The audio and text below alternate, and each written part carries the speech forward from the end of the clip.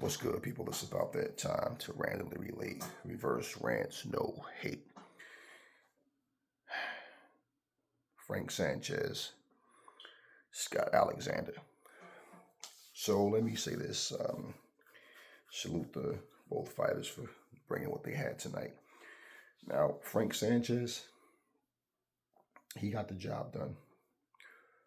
He got rocked in the first round. It's boxing. Shit happens. And basically, he came back. The second round wasn't a knockdown. He stepped on the guy's foot. I think he landed a punch, but he stepped on the guy's foot. So going backwards, Scott Alexander lost his balance and he fell. So anyway, the fight was stopped in the fourth round. Frank just started putting it on him, and he really, he was more skilled, just a better fighter. Now that little incident with him getting caught and getting rocked with a good shot. Nice short right hand on the inside. I think it was in close and kind of off the push off. Just caught him. Bam. Nice shot. Had him buzzed. He weathered the storm. And that's what's important. Frank Sanchez is 31 years old now. He needs to finally get in there with top level guys and stay with nothing but top level guys. After he beat F.A. Jabba, you thought that at that point that's what would happen. But, I don't know why he's not having these fights, but I really get the impression that people don't really want to fight Frank Sanchez because he is high risk and low reward. And it's like a travesty to watch this fight. And he was fighting on the prelims of Canelo and Charlo. That building was damn near empty. I mean, there was people sitting, like a few people scattered around the first row. The majority of the people there was like camera crew, judges, people at ringside. So we know he doesn't have a big fan base, and pretty much he's not a household name. He's going to need a Joseph Parker, an Andy Ruiz. I mean, at least a Jermaine Franklin. He's going to have to, get these fights, and it's what happens when people don't want to fight you. And I believe that's a huge part of it. He don't really need a Charles Martin. He don't need people like that.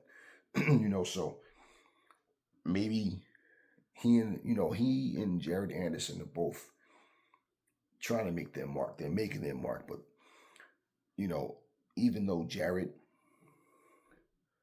isn't a superstar, he's far more known than Frank Sanchez is. But Frank Sanchez, to me, is a really good fighter. He's better than Jared Anderson. He just doesn't get that.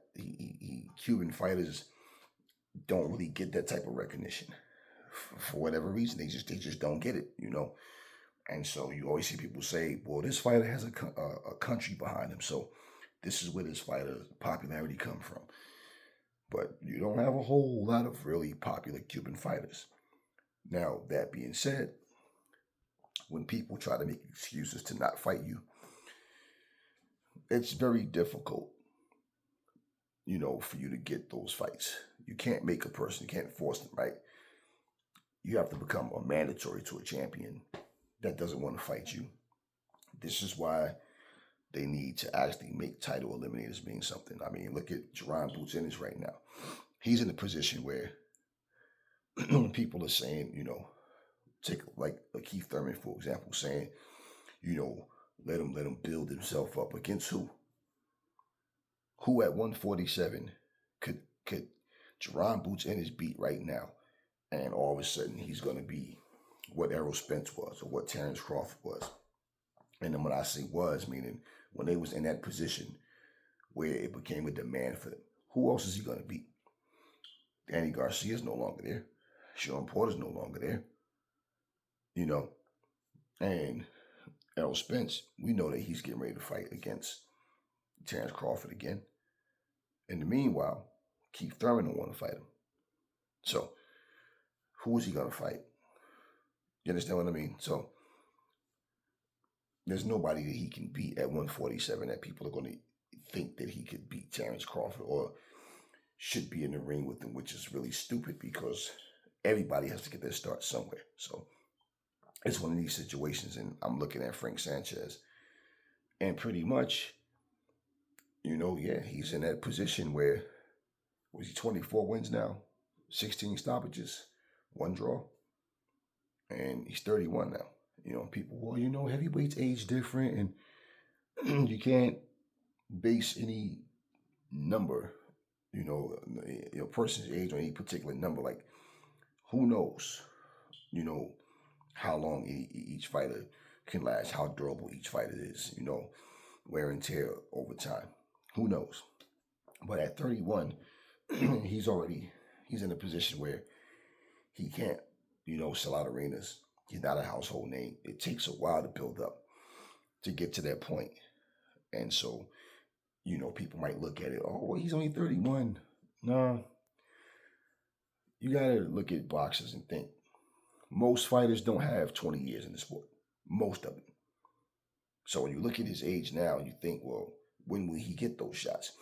And him getting caught in the first round is the perfect excuse for the top fighters to not fight him.